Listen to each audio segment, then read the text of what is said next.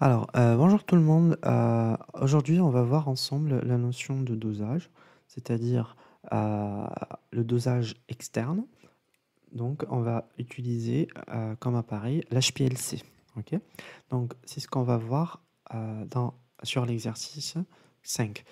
Euh, L'analyse d'un mélange de benzène, toluène, méthaxylène et orthoxylène a été effectuée par chromatographie en phase liquide. Donc, en phase liquide, c'est quoi? C'est HPLC.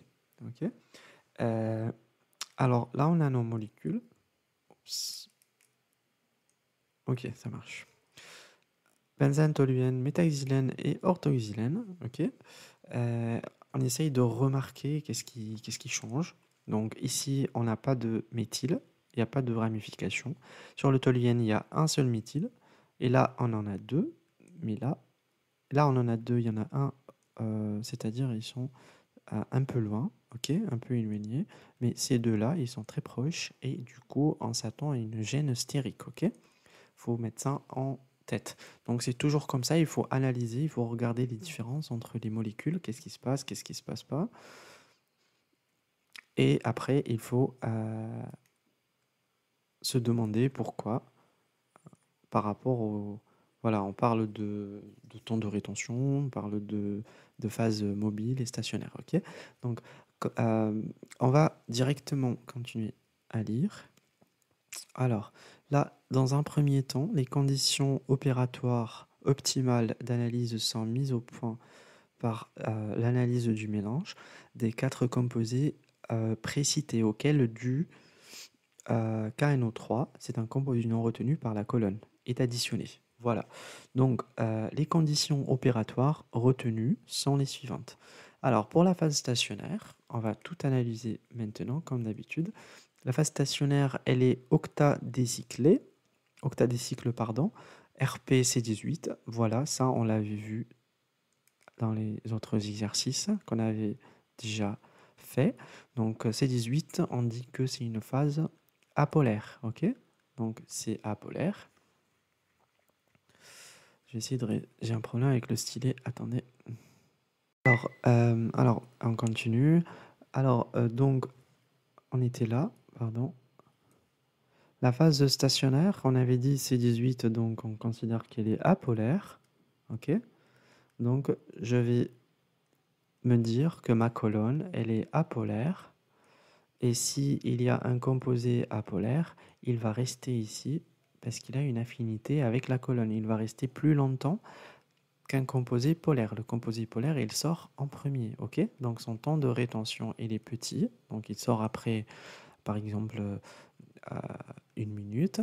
Et le composé qui est apolaire, donc vu qu'il y a une affinité avec la phase apolaire, donc il va rester longtemps, c'est-à-dire il sortira après 3 minutes, par exemple. Ok. Donc, alors, une fois que j'ai fait ça, donc je regarde la phase mobile. La phase mobile, méthanol eau, donc 60 et 40.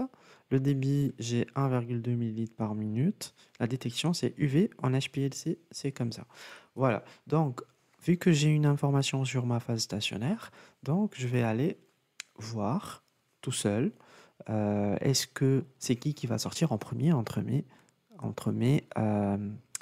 comment dire, mes molécules là, parce que parfois on ne les donne pas. Sur cet exercice, c'est donné normalement en ordre. On a les temps de rétention, mais parfois on ne les a pas. Le benzène, il va sortir en premier. Ok. Pourquoi? Parce qu'on avait dit, plus on augmente la chaîne alkyle, c'est-à-dire le nombre de carbone, plus on l'augmente, plus on est apolaire. On augmente on diminue la polarité. Ok? La polarité, elle diminue avec la chaîne alkyle. Ok. Donc, le toluène, on lui a ajouté un CH3. Donc, on a augmenté la chaîne. Donc, celui-là, le toluène, il va rester un peu plus longtemps dans la phase stationnaire, qui est apolaire. Elle aime les composés apolaires, donc elle va les garder un peu plus longtemps. Le méthaxylène, également, il va rester. Par contre, le ortho, il existe une gêne stérique, donc on peut avoir voilà, une inversion entre ça et le méthaxylène. Alors, Voilà. Le méthaxylène est sorti. Bon, donc il n'y a pas de gène stérique, donc il est sorti en dernier, c'est-à-dire c'est lui le plus apolaire. Le méthaxylène, c'est lui le plus apolaire, ok? Comme ma phase stationnaire, elle est apolaire, donc. Et celui-là, on s'en fout. Voilà, ça c'est le temps mort, ok? Donc, le benzène, il est le plus polaire, c'est-à-dire le moins apolaire, ok? Déjà, le benzène, c'est pas polaire, c'est pas une molécule polaire, c'est une molécule apolaire. Par contre, elle est polarisable, ok? Une molécule apolaire polarisable. Voilà. Donc, si on nous dit, qu'est-ce qu'on nous dit là? Vous voyez là, sur ça, ce tableau, c'est exactement ça. Ça, c'est le KNO3. Donc, pour avoir une idée sur le temps mort, donc c'est 1,19, c'est notre temps mort, T0. Ce 2, ça, c'est rien. Ici, on a 3,9, c'est-à-dire vers 4, on a le benzène, après le toluène, après le oxylène, et puis le méta à la fin. Donc, on nous dit plutôt, dans les conditions opératoires définies précédemment, une analyse quantitative du toluène dans un mélange M de M-xylène et O-xylène a été réalisée. Okay. Donc, une première expérience consiste en l'analyse de 1 microlitre de 4 solutions contenant des pourcentages variables en toluène. Les résultats sont regroupés dans le tableau suivant. Alors, avant de faire ça, je vais vous parler de la méthode externe, méthode d'analyse externe. Okay. Alors, pour la méthode d'analyse externe, on injecte 1 microlitre aux solutions et exactement 1 microlitre au mélange à doser. C'est-à-dire, qu'est-ce qu'on fait par exemple? Ça, j'ai mon HPLC. Et là, j'ai ma paillasse. Là, je travaille. J'ai comment dire, à disposition, j'ai des flacons comme ça. Chacun correspond. Ça, c'est benzène. Et ça, c'est le deuxième qu'on avait. C'est le flacon de toluène. Ça, c'est le flacon de toluène. Ça, c'est le flacon de O-xylène. Et ça, c'est l'autre, c'est M-xylène, c'est ça? Méthaxylène. Ok. Méthaxylène. Donc, qu'est-ce que je fais dans un premier temps? Dans un premier temps, je dois injecter chacun de ça. Je dois injecter le premier, ok? Je l'injecte. Alors, mon chromatogramme, il m'affiche le temps de rétention de benzène, ok? Après, une fois j'injecte le deuxième en HPLC, mon chromatogramme, il va m'afficher le temps de rétention du toluène. Et pareil pour le oxylène, donc. Et à la fin, j'ai le temps de rétention de tout ce qui est de méthaxylène. Donc, tout ça, il sera en fait superposé, il sera regroupé comme ça. Ok? Donc, voilà. Ça, c'est déjà, on aura le temps mort, T0, pardon. Et là, on aura le benzène. Là, on aura T, M, O et... Pardon. M et O. C'est par ordre, en fait. Ça sort par ordre de polarité. Donc, le M, pardon, c'est le plus apolaire, on avait dit. Donc, ici, c'est M, ici, c'est O. Ok? Voilà. Donc, après ça, qu'est-ce que j'ai? Je garde ça. Là, j'ai une idée. Ça a été donné. Ok? Ça, c'est ce qui a été donné. Mais c'est ce qu'on a fait en laboratoire. On a injecté chacun. Ok? Voilà, c'est des solutions connues. Là, c'est des solutions connues. Après, on a un mélange. Ok? Dans un mélange, on a quoi? Ça, c'est le mélange. Il possède ces trois-là. Toluène, le O et le M, xylène. Ok?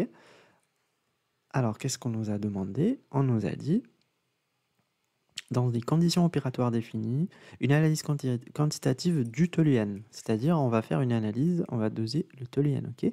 Une analyse quantitative du toluène dans un mélange M. C'est-à-dire, le toluène, il existe dans un mélange M de M-xylène oxylène. C'est-à-dire, on n'a plus de benzène, ok?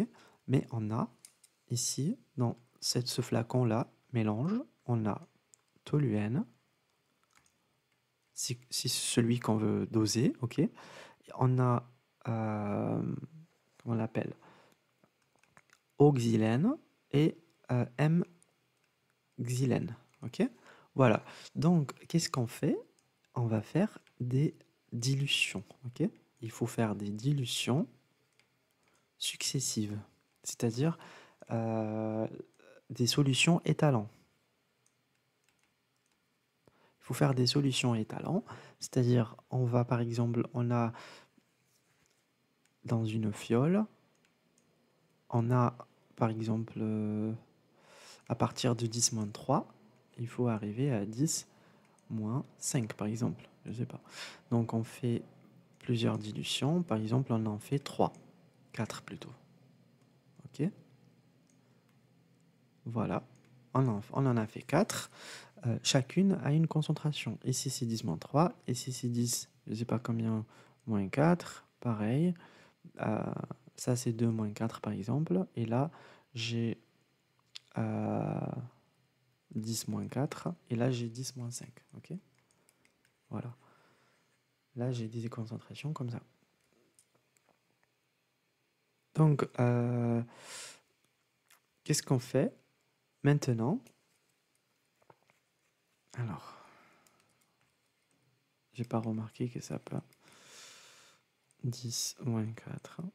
Et là c'est 10 moins 5. Alors, je reviens à mon HPLC, à mon appareil d'HPLC, et je dois injecter. Je commence par injecter le plus dilué. Ok, on commence par le plus dilué. C'est qui le plus dilué? C'est celui-là, le plus dilué. Ok, 2, 3 et 4. Ça, c'est ça, c'est le plus concentré parce que c'est 10-3. On a 2 10-4, il est encore concentré. 10-4, il est moins concentré. Et 10-5, c'est le plus concentré. Et pardon, c'est le plus moins concentré, ok. Et après, on va injecter le mélange. Ça, c'est notre mélange. Donc, pas besoin de mettre une fiole ici, parce qu'on va pas faire une dilution pour le... Donc, ça, c'est notre mélange dans son flacon. On va l'injecter comme dernier, le 5e, ok. Alors là, on a nos solutions étalons. Là, à partir du plus dilué, c'est-à-dire la concentration la plus inférieure, jusqu'au moins dilué, c'est-à-dire la concentration la plus... C'est pour ça qu'on a mis le mélange ici, ok. Le mélange, il n'est pas dilué. Donc, si la concentration, elle est importante. Donc, par exemple, j'ai 1, 2, 3, 4 et 5. Donc, la première, on avait dit la plus diluée. Donc, qu'est-ce qu'on va faire? On va injecter dans HPLC. On va injecter cette première solution. Ok, on va mettre à peu près 20 millilitres. Mais généralement, l'injection se fait 3 fois. C'est-à-dire, on remplit une seringue. Donc, une seringue, on la remplit. 1 millilitre, ok, tout 1 millilitre. Et on divise par 3, c'est-à-dire on verse les premiers 20 millilitres, les deuxièmes 20 millilitres et tout le reste à la fin, ok. Donc, une première injection, une deuxième et une troisième, ok. Tout ça, qu'est-ce que ça va donner? Ça va donner un chromatogramme. Donc, il va afficher les pics, ok. Il va afficher combien de pics? Il va afficher les 3, ok. Parce que rappelez-vous, on a le mélange, notre mélange, le flacon, il contient 3 composés, ok. Donc, il contient 3 composés. Un pour le benzène, l'autre pour le xylène et l'autre pour le tout dernier. Donc, j'aurai, pour la première injection, j'aurai l'air, ok, un R numéro 1. Pour la deuxième injection, j'aurai l'air numéro 2. Et pour la troisième, j'aurai l'air numéro 3. Donc, qu'est-ce que je fais? chaque injection, en fait, ça me donne une aire, pardon. Et moi, je dois faire la moyenne, ok? La moyenne des aires. Donc, la moyenne des aires, c'est, j'additionne en fait les 3 aires et je divise sur 3, ok? Si j'avais fait 4 injections, bah, j'additionne les 4 aires et je divise sur 4, ok? Voilà, donc on divise sur 3. Qu'est-ce qui se passe? On va dire que là, j'ai mon aire moyenne, ok? Donc, c'est ça que je veux, R, pour la solution 1. ok? Pareil, la deuxième solution, je fais 3 injections. Les 3 injections vont me donner 3 R. Et ces 3 R, je calcule leur moyenne. Donc, j'aurai quoi? J'aurai l'air de la solution numéro 2. ok? Pareil, j'ai l'air de la solution numéro 3, numéro 4, et puis l'air de la solution numéro 5.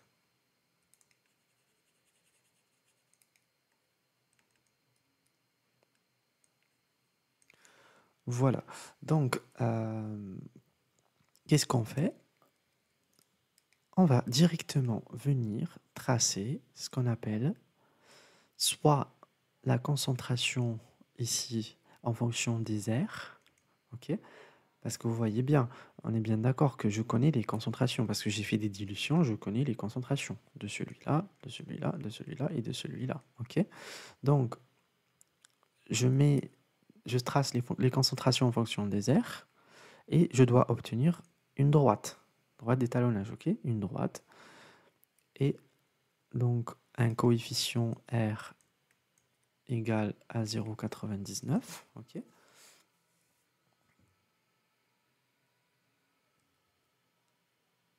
Et puis, alors soit je peux faire l'inverse, je peux mettre les R ici, de ce côté, et le reste, c'est-à-dire les concentrations des solutions étalons, je les mets en abscisse. Donc, je vais aussi obtenir une droite comme ça. En fait, et à partir alors, de l'équation de droite, y égale à x plus b, on va pouvoir obtenir la concentration de notre toluène, ok, de notre composé. Comment on fait? Alors,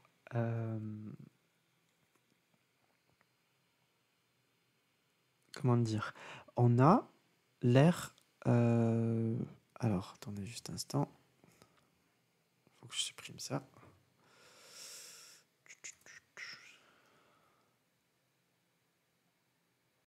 Alors, je continue, excusez-moi. Alors, donc, je vous avais dit, je trace la concentration en fonction des aires.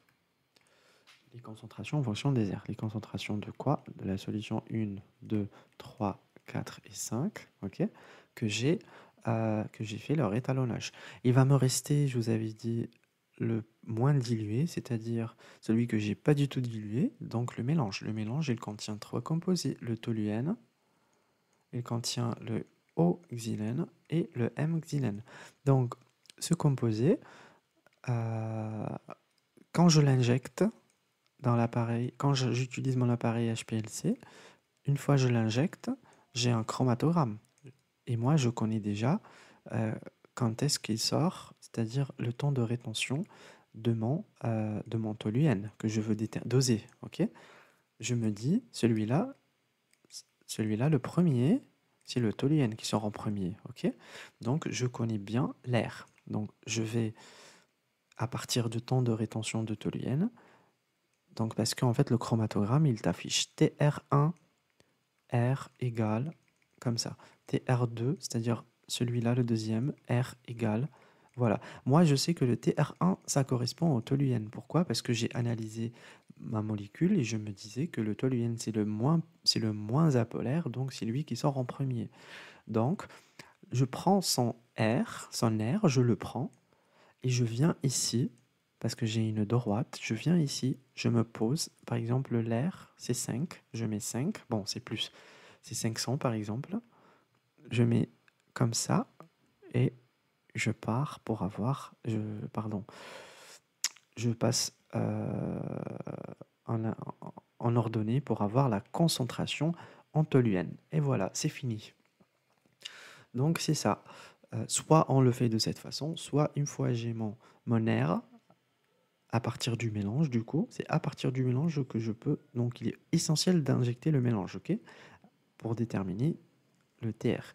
Donc c'est à partir du mélange en fait que je peux avoir mon R de toluène. Mon R de toluène, si j'injecte par exemple GY égale AX plus B, donc en X je mets 500. Donc le Y, c'est tout ce qui est concentration de toluène. Voilà, donc on va résoudre l'exercice ensemble maintenant, ça devient beaucoup plus facile. Alors, je vois pas... Oups, je le vois plus. Je vais...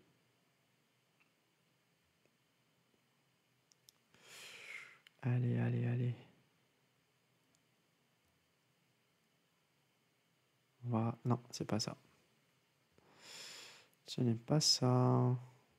C'est celui-là. Ok. Bon, il est là. Je l'ai pas vu. Ok. Donc, alors, nous, on nous a donné directement des pourcentages, ok? Alors, un pourcentage, c'est exactement soit une masse, soit une concentration, ok? C'est pareil. Donc, et en plus, la surface, c'est les airs qu'on vient de dire. Tout à l'heure, qu'est-ce qu'on a dit? On a dit qu'on doit tracer. Trace quoi? Ben, on trace soit l'air ici et la concentration. Vu que j'ai des pourcentages en toluène, c'est bon. Je mets les pourcentages, ok? Et donc, qu'est-ce que j'ai? Je trace ce que je vois. Donc, j'aurai forcément ça, ok? Une droite d'étalonnage, une droite plutôt. Si par exemple j'utilise Excel, je trace sur Excel ça en fonction de ça ou l'inverse. Donc je dois avoir, comment on l'appelle, une droite comme ça. On va le faire ensemble sur Excel si vous voulez. Alors on va commencer par dessiner. Donc il me faut... Alors 0,5, 1, 1,5 et 2. Donc, alors, ici,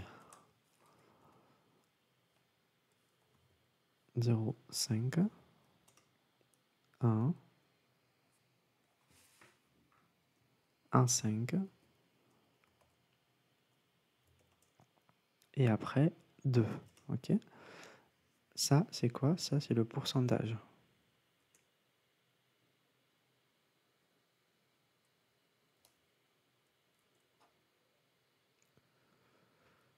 Voilà, le pourcentage en toluène. Après, on a les airs. Les airs ici. Donc, j'ai 5,95. Après, 12,95. Pardon, 0,5.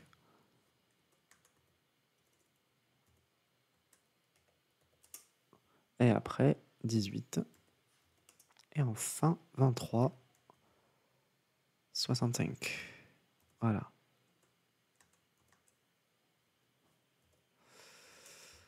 Ok, donc on va essayer de tracer soit ça en fonction de l'autre, soit le pourcentage en fonction des airs, ou l'inverse, c'est possible. Donc, on va faire comme ça. Alors, je sais pas comment utiliser celui-là, c'est différent. Alors, je vais juste arrêter un peu. Alors, j'ai réussi à le faire, mais bon, c'est pas ouf. Alors, là, on a bien une droite, ok? Vous voyez bien qu'on a des droites. Si je veux, alors, établir point de données, insérer une étiquette de données. Oups, non, c'est pas ça, pardon.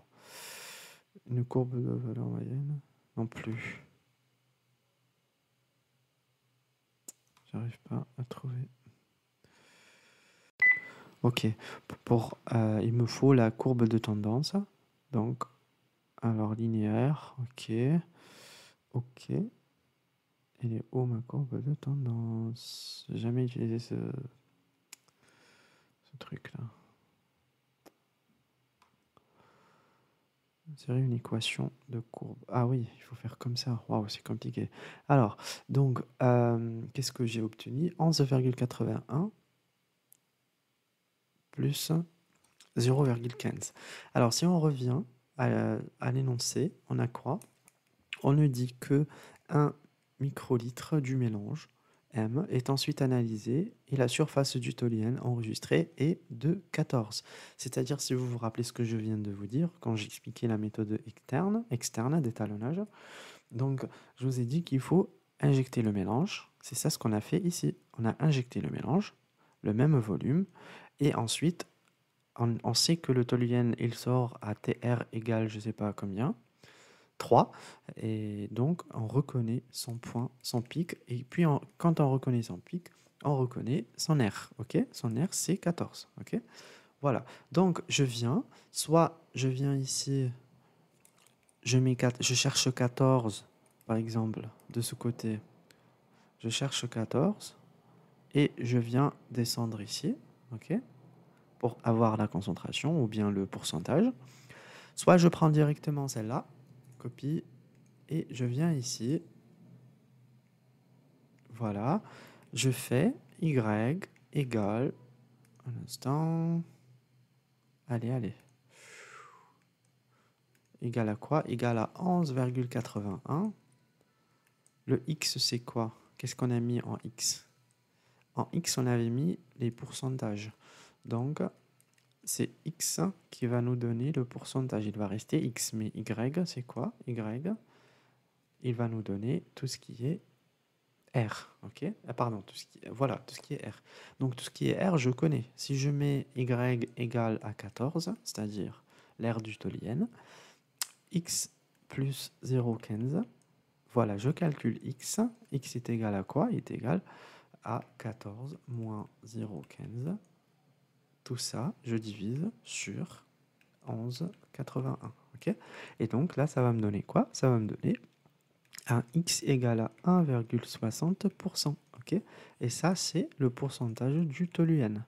Dans quoi? Dans le flacon, dans le mélange. Ok, et voilà, c'est fini.